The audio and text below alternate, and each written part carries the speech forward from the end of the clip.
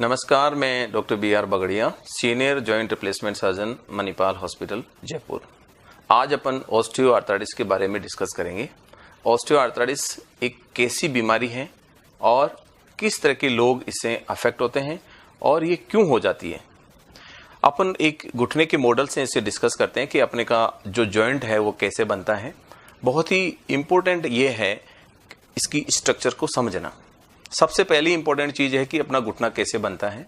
जैसे कि ऊपर की फीमर की जो बोन है वो, नीचे की टिबिया, ऊपर एक पटेला की स्ट्रक्चर होती है। इन तीनों बोन्स के मिलने से घुटने का जोड़ बनता है। इस बोन के एंड पे एक बहुत ही स्मूथ लेयर होती है जिसको बोलते हैं कार्टिलेज। इसके टिबिया के ऊपर कार्टिलेज होती है, फीमर के नीचे कार्टिलेज होती है और पटेला के नीचे भी कार्टिलेज होती है। लेकिन ये सबसे इंपॉर्टेंट चीज ये है कि दोनों बोन्स एक दूसरे पे कैसे चलती है। इनके बीच में एक बहुत ही गद्देदार स्ट्रक्चर होती है जिसको बोलते हैं मेनिस्कस। वो बहुत ही कुशन होती है और एक टाइम जिंदगी में एक ही बार बनती है। उसका रिन्यूएशन होता रहता है, न्यूट्रिशन मिलते रहते हैं जॉइंट्स के माध्यम से। किस तरीके से कार्टिलेज डैमेज होती है ये बहुत इंपॉर्टेंट है, क्योंकि ऑस्टियोआर्थराइटिस एक डीजनरेटिव प्रॉब्लम है। डीजनरेशन का मतलब उम्र के साथ साथ जो भी स्ट्रक्चर्स हैं वो डैमेज होती रहती है। उसमें सबसे इंपॉर्टेंट है कार्टिलेज।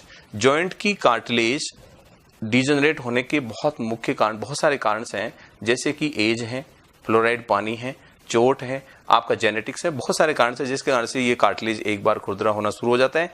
इसके रफ होने से मेनिस्कस डैमेज होने लग जाती है, या मेनिस्कस इटसेल्फ डैमेज होने से भी कार्टिलेज डैमेज होने लग जाती है।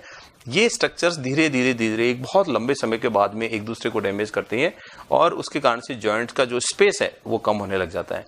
इसको ऑस्टियोआर्थराइटिस कहते हैं। ऑस्टियोआर्थराइटिस को अपन कई ग्रेडिंग में डिवाइड कर सकते हैं, लेकिन उसके लिए अपन को एक प्रॉपर एक्सरे की जरूरत होती है। जब भी इस तरह के कोई पेशेंट आते हैं तो हम उसको पहले क्लिनिकल सिम्टम्स उसके इवेल्यूट करते हैं, उसके बाद में उसको रेडियोलॉजिकली इवेल्यूट करते हैं। रेडियोलॉजी में ये जज करते हैं कि इस पेशेंट को किस तरह का ऑस्टियोआर्थराइटिस और किस लेवल का है। यदि स्टेज 1, स्टेज 2, स्टेज 3 या स्टेज 4 इनमें डिवाइड करते हैं। स्टेज 1 और स्टेज 2 यदि पेशेंट को ऑस्टियोआर्थराइटिस है तो उसको हम मेडिकल ट्रीटमेंट देते हैं, कंजर्वेटिव ट्रीटमेंट देते हैं। ये बहुत इंपॉर्टेंट है, हर किसी को समझना बहुत जरूरी है कि ये ग्रेड 1 और ग्रेड 2 है, ये मॉडिफाइबल है, इसको आप रोक भी सकते हैं और ठीक भी कर सकते हैं। इसके लिए आपको प्रॉपर एक लाइफ स्टाइल मॉडिफिकेशन की जरूरत होती है। अब लाइफ स्टाइल में सबसे इंपॉर्टेंट चीज है कि यदि अपन ट्रीटमेंट पार्ट को लेके चलें कि ऑस्टियोआर्थराइटिस का क्या ट्रीटमेंट है। बहुत सारे लोग चिंतित होते हैं, कई बार यंग एज में भी, 40 साल की एज में भी ऑस्टियोआर्थराइटिस हो जाती है। हालांकि मुख्य रूप से ऑस्टियोआर्थराइटिस 60 के बाद में ही होती है, क्योंकि ये एज रिलेटेड प्रॉब्लम है। लेकिन 40 साल की एज में किसी को ऑस्टियोआर्थराइटिस हो जाती है तो उसके लिए बेस्ट टिप क्या होना चाहिए। सबसे इंपॉर्टेंट टिप उसके लिए है कि वो अपनी लाइफ स्टाइल मॉडिफाई करें। अब लाइफ स्टाइल मॉडिफाई में क्या करें, सबसे इंपॉर्टेंट है अपना वेट कम करें। यदि उसको रोजाना सीढ़ियां चढ़ने की आदत है तो उसको कम करें। यदि नीचे उकड़ू बैठने की आदत है तो उसको रोकें, आलती फालती कम बैठें और इंडियन टॉयलेट को अवॉइड करें और वेस्टर्न टॉयलेट यूज करें।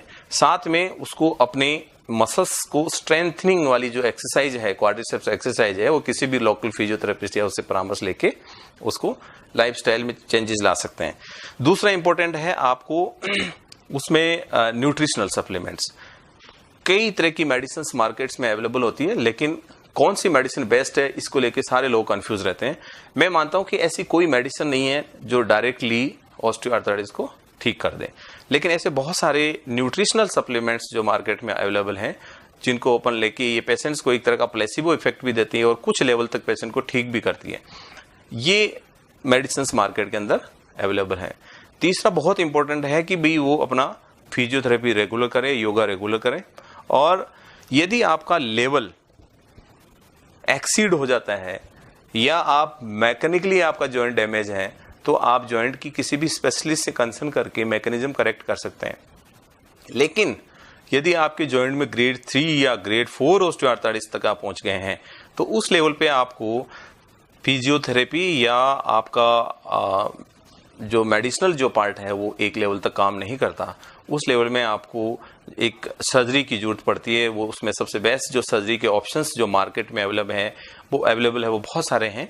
उनमें से सबसे मुख्य रूप से हैं वो है कि भी आप इनिशियल स्टेज में यदि कोई बहुत हल्का डैमेज है तो आर्थ्रोस्कोपी की हेल्प लेकर के उसमें दूरबीन से यानी दूरबीन से उसकी सफाई भी कर सकते हैं जॉइंट की।